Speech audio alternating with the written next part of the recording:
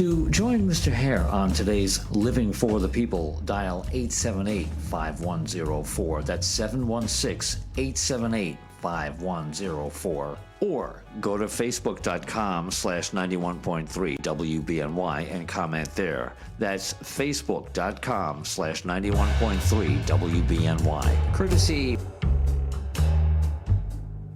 All right. Thank you, Brother James Braun. Welcome to Living for the People. This is L. Nathan here. Welcome to our broadcast. Focus on providing you insight into events shaping our national and regional world and the facts behind those events and policies that are shaping our world for today and for tomorrow. Join us weekly on Mondays, Wednesdays, and Fridays from 9 a.m. to 10 a.m. following Amy Goodman's Democracy Now! Program. And of course, our program is live, so you can call and you can join our discussion. We really hope that you will. Our number here again is 716-878-5104. That's 716-878-5104. We're also here with Norm MacArthur, who is our in-studio audience in one. Welcome, Norm.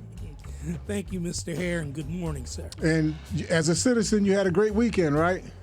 Really great weekend. The Bills won, man. We're doing great.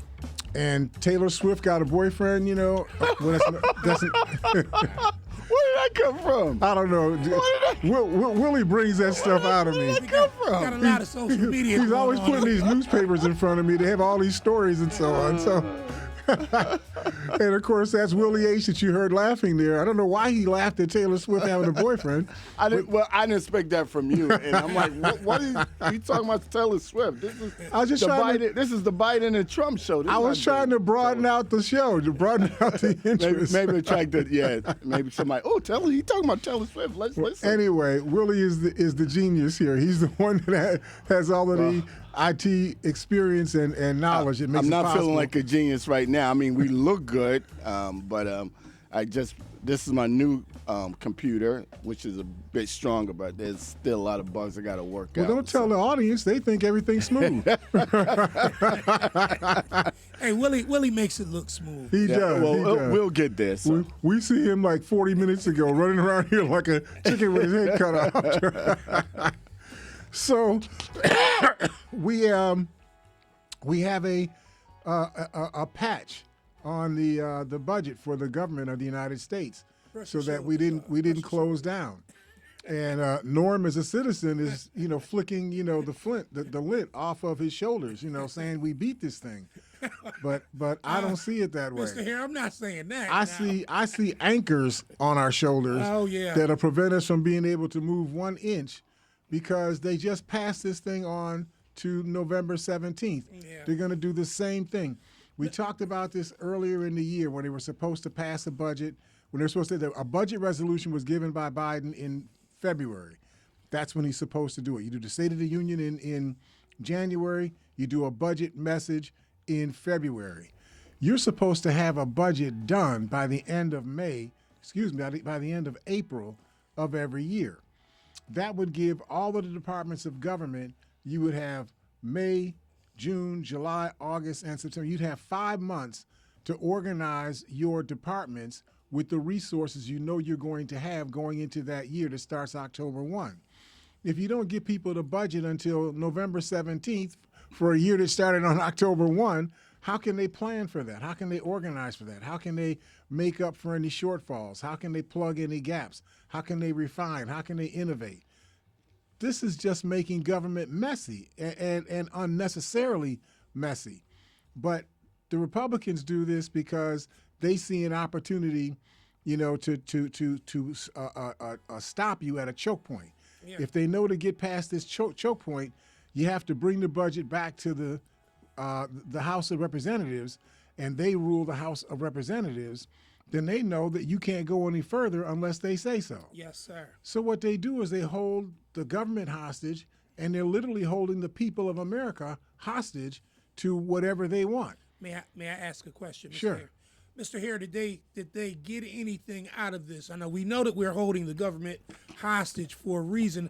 The Republicans want something, and they usually kind of hold out, and they try to get something in passing the budget or giving us those couple of months. Did they get anything this time? Zero. They didn't get anything this time. The government is running today exactly as it ran 2 days ago. Okay. So nothing changed. That's what the continuing resolution did. They agreed to keep the government open and to keep doing everything the government had been doing exactly the way the government had been doing it. Do you believe that that's a setup for November? Well, I mean, the next it is if there's a budget number, a total amount of funding of government number that you were pointing for, but you leave government in the exact same spending pattern today as it was 2 days ago, that means you got 6 weeks of spending at a higher level than was your target. Yeah. So in order for you to hit that target, you have to increase the amount of cuts you'd have to make in the remaining year of the budget. So it creates, a different scenario. In addition to it just being a choke point, it also creates a policy point. Yeah. If your goal was to physically reduce the total amount of dollars that are being spent by the federal government, this doesn't do that. So you actually make that job harder rather than make that job easier. Wouldn't that increase the taxes on the next point when the budget is supposed to be? Well, that we don't know because the budget isn't funded that way. I know it sounds crazy because you in your household, you sit down and say, I got a car note, I got a homeowner insurance, I got rent, I got lights, gas, I got food, clothes. You count all the things that you're going to need to fund, and then you make your assignment of your money based on that. Yeah. That's not how government runs, though. Government, they have a budget framework, and the government continues to fund to operate on that framework. If you pass a law or a budget resolution that reduces the spending or eliminates a department of government, that would result in government savings. But it doesn't happen one-to-one like that. So the government is really operating right now with the same budget that it had two days ago. Okay. Nothing changes on that. In order to reduce the spending, a law has to be passed that reduces spending in this or that area of government. Then that would occur. Or you could pass a law to increase taxes. But they don't, just because your costs go up doesn't mean your taxes go up. Your tax rates are going to be the same tax rates that they have been unless they pass a law to change the tax rates. So I'm glad you brought this up because I think we have to continually remind people that when you're thinking through, this budgeting process, I think I lost my train of thought. It'll come back to me as I go along. But what is happening right now is the House of Representatives wasn't able to get a majority of the House to get behind any particular budget resolution they could come up with. Okay.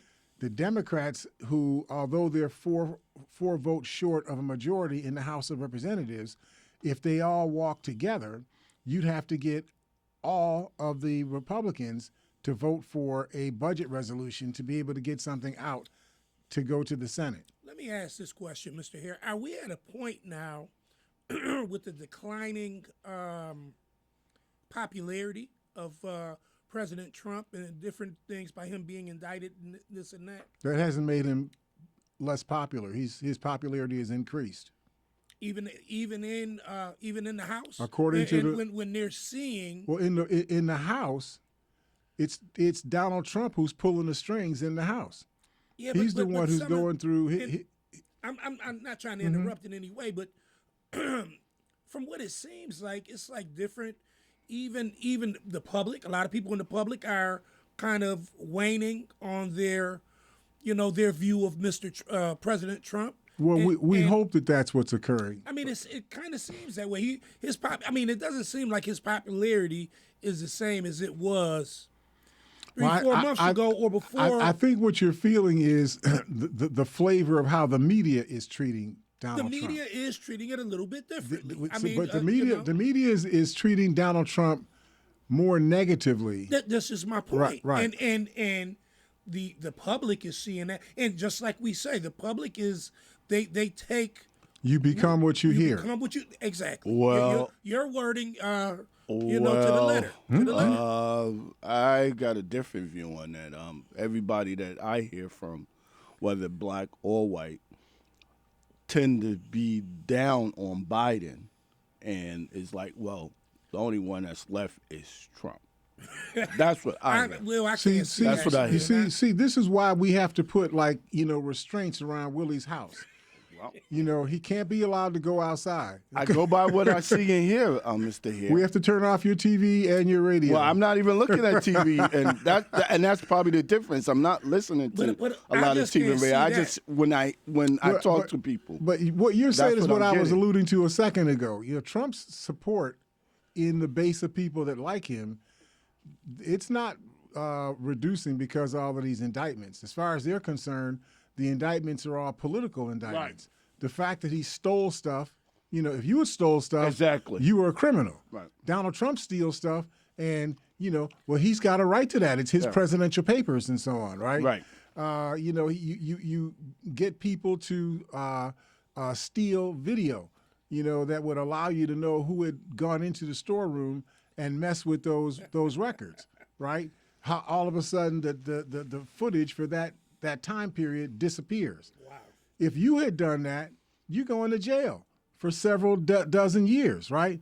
Donald Trump does that, and they had no business looking at his storeroom in the first place. That's Donald Trump's storeroom. It's that kind of stuff. I right? got a nice but nasty. Nice but nasty. Police officer pulled me over. I'm doing Uber late at night. It's 1 o'clock in the morning. Mm-hmm. And he goes, "Shake. I saw you sway. Let me see your credentials. Everything is okay. License and registration. Everything is good." Right. Okay. He said, "All right. Well, I'm gonna let you go."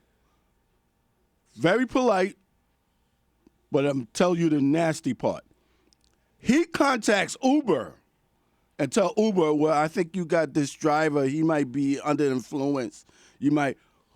Uber calls me and said, "Listen, we're gonna have to put you on the 24 restriction." Wow. That's what I mean by nice but nasty. So you're driving Uber for Uber, right? Yeah, I do it at night. Right. Like, So because you're driving for Uber, when you get picked up, he could have just let you go.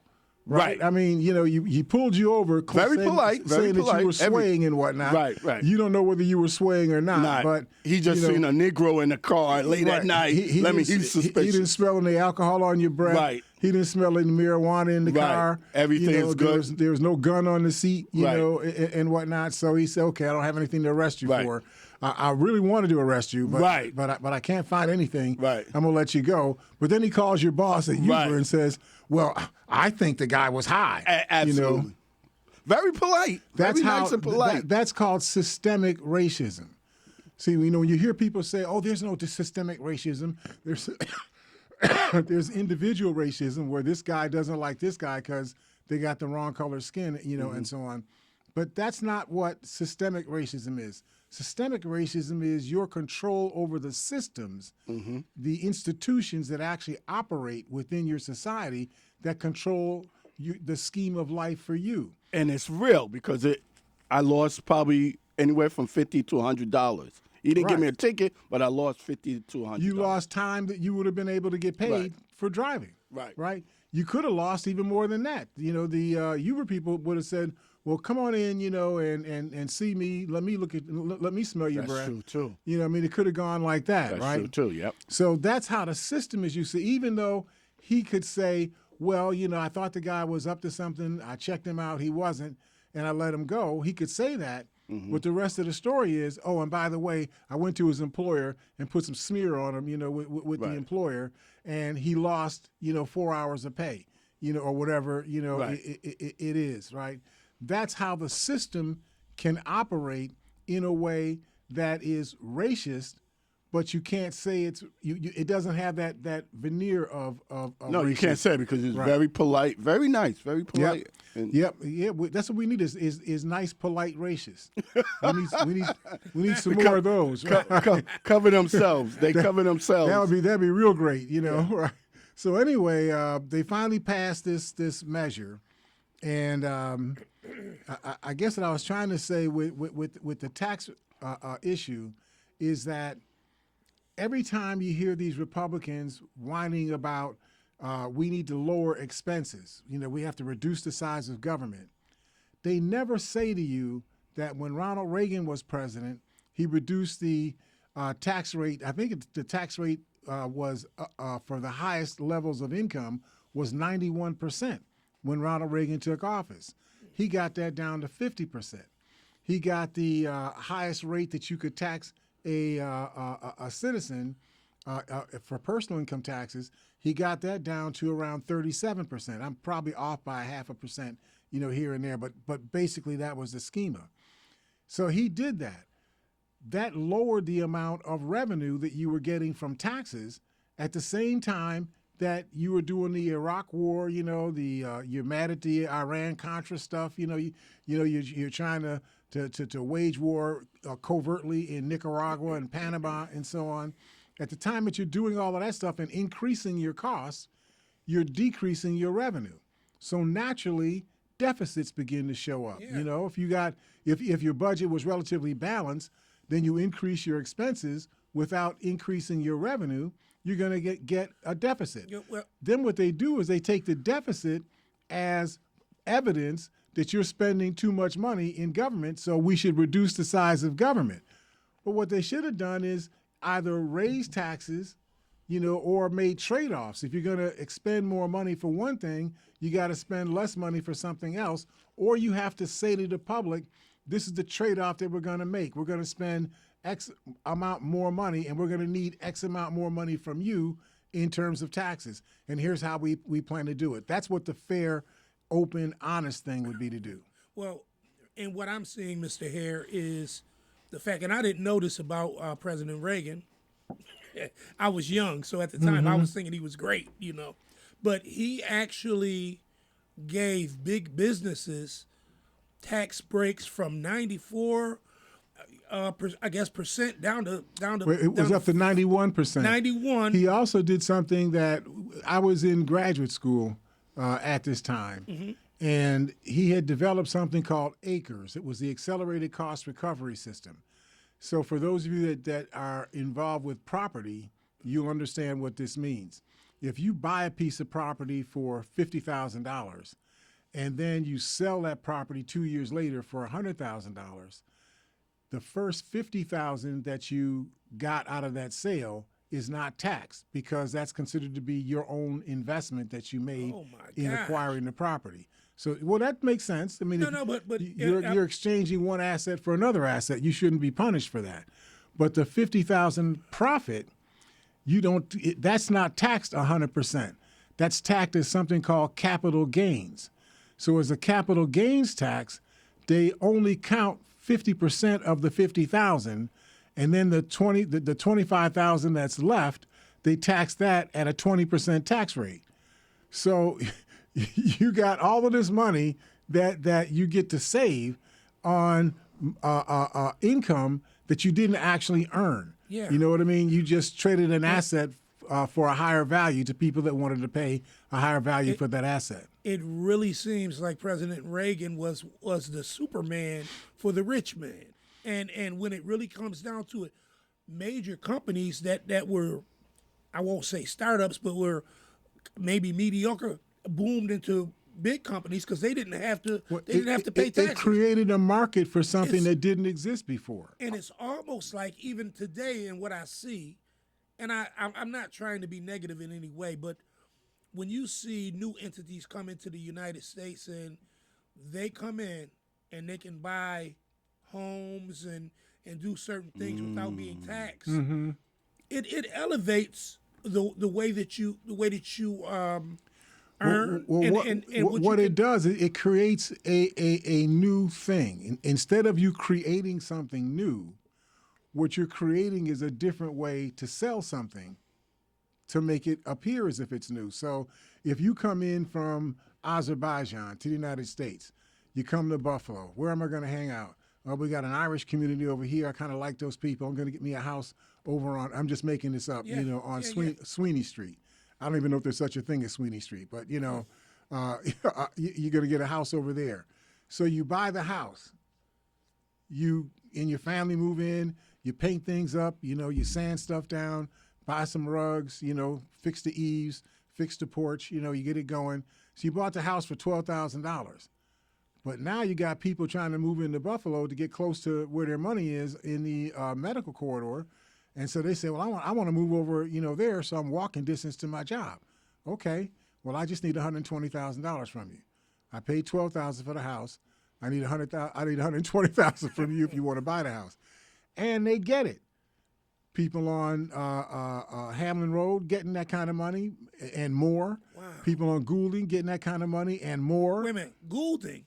Goulding. That's You know what those streets that run across Wohlers Avenue, That's right? the street I grew up on. Okay, I know your name was over there somewhere. You would scratch your name into a tree or something over there. We know about you, but my point is that the investment that you made was $12,000. But what they do is they take the valuation of your house, the assessed valuation of your house, which at the point that you were ready to sell, the assessed value may have been $40,000 or $50,000. That becomes your starting point. Then that becomes untaxed money. The money over and above the assessed value becomes your profit, and that's profit. That profit is taxed at essentially a 20% tax rate, if not less. I'm doing the math correctly. The amount of the money that was a net profit, 50% of that net profit goes untaxed. You just keep that money. The other half of that, which represents 25% of your overall, sale price for the house, that 25% is taxed at 20%. That's capital gains. Right. There. So essentially, you're paying a 10% tax rate. Now, if you're a fat cat, you're making big money. Wouldn't you love to just pay a 10% tax rate off the top? Yeah. You pay your taxes right away. If that was your note, right. You wouldn't even let the money go to your bank account. You just pay the federal government right away. That's what, just that one thing. He did something called the Accelerated Cost or the First Year Cost Recovery Act, and so on. That's just Ronald Reagan's thing. When the first George Bush was in office, he lowered taxes. Budget deficits went up, so then they had to increase taxes again. The second George Bush comes in office, he lowers taxes again for corporations and for individuals. As a result, big budget deficits. We wound up in a recession, because they had all kind of funky stuff happen in the housing market and so on. I can't go into all that detail right now, but the point is it provoked the crisis, the economic crisis that we had in this country in 2007, 2008, 2009, 2010. That's what Obama inherited when he became president of the country. Obama increased taxes again. Of course, they treated him like he was a low-life dog. How dare you increase taxes and so on. But he's trying to balance the books. Yeah. And he didn't do all of what because I tried to tell him at the time, roll back repeal all of those tax cuts that Bush and Reagan had put together. Just repeal all of that. Your revenues in government would rise, and as your revenues rise, your deficits would disappear, and then you'd be on a much stronger economic footing. If you keep going the way you're going right now, you're just chasing your tail. We going. What you're talking about is going back almost to the Clinton tax plan. And what Clinton does. That's what Clinton did. Yeah. And Clinton said, what are you going to do, fire me? I get elected for 4 years at a time. Yeah. It's going to take you a while to fire me. But with that said, it's almost crazy how come every person that comes into the presidency doesn't utilize that format. Well, remember that in Clinton's period, he had control of the House of Representatives for every one of those 8 years that he was in office. The Democrats were in the majority in the House of Representatives, which meant that he could get a budget resolution out of the House to send to the Senate every year that he was in office. That was not the case under President Obama. He only had the House under his control, or under the Democratic control, for 2 years. That's not the case under Joe Biden. You know, right? You know, we lost the control of the House in 2020. The 2022 midterms, we made up some of that ground, but not enough of that ground. The House is still in control of the Republicans. And you see what happens when the House is in control of the Republicans. I've been saying this over and over and over again. Anytime the Republicans have a point in this country where there is a majority vote that you need to move something along, if they have a Republican majority of the members of that body, they will always use that majority to find a way to take rights from you, to take access from you, to take resources from you, to marginalize you. They will do that every single time. Is that what you call a choke point at that point? They invent choke points. Yeah, right? yeah. Exactly. See, so that's where we are right now. You know, the exhaling. You know that movie. You know, Waiting to Exhale. You know, so the exhaling that's being done right now because the crisis has abated. The same thing I said earlier this year. Do not sleep on this. If you sleep on this, it's going to slap you in the face. But you slept on it anyway because it felt good to sit out there in the sun, you know, and have your little, you know, bikini suits on and your thong male, what do you call them? those pants that the male swimmers, you know, don't they call them thongs? I don't know. I don't know what they. I'm making words out. I don't even know what these words I are. don't think nobody in this room would know. No, we don't wear that kind of stuff here. Okay, well, whatever. They look like straps to me. I know what you're talking about. You're talking about, yeah. They just look like straps. But whatever the case, we don't it's stuff wear that when I was a child, they wouldn't allow you to walk around like Yeah. that. We don't wear that There kind were of laws against things like that. We don't wear But that, the core point is that everybody went to sleep, and then the Republicans came and they said, you know, while you all were sleeping, we were organizing and we were putting ourselves in a position that we could really take away from you. We could hurt you and we could help ourselves. And that's what they came to do. They're saying to the American people, I don't care if you don't get Head Start benefits. I'll get into this on the other side of the break. Wow. But, you know, they're telling you, and this McCarthy fellow is telling you that I care about the American people. I'm trying to govern. And it's the Democrats who haven't passed anything that would allow us to have a budget, which is just spastically untrue. You want to allow The Democrats, not only had they passed budget resolutions that the House didn't want to take up. You couldn't even take the resolutions up because he wouldn't put the resolutions on the floor. But the budget resolutions that his own party had put together, he couldn't get those passed because his own party's members would not go for it. They would rather shut down. This is not me saying this. This is their words. Yeah. They would rather shut down government, period. They were asking of McCarthy, who only, I don't want to put words in his mouth.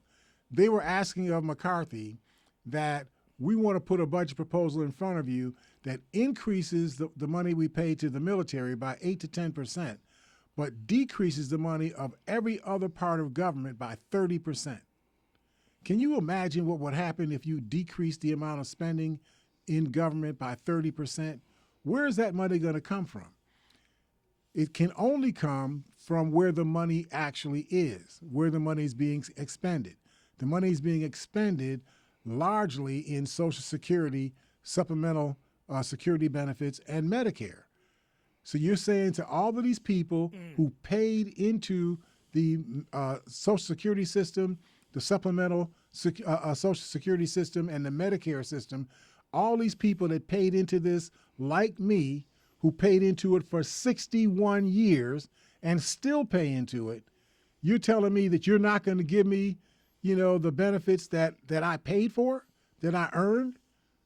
Come on now, that's just not right. Want me to use your words, Mr. Eric? Please use my words. That dog don't hunt. That dog can't hunt. Well, we hope that dog can't hunt. Let's get But they were dragging that dog around, you know, Capitol Hill, saying, "Go ahead, dog. Go ahead. See if you can bite something. Go ahead." Right.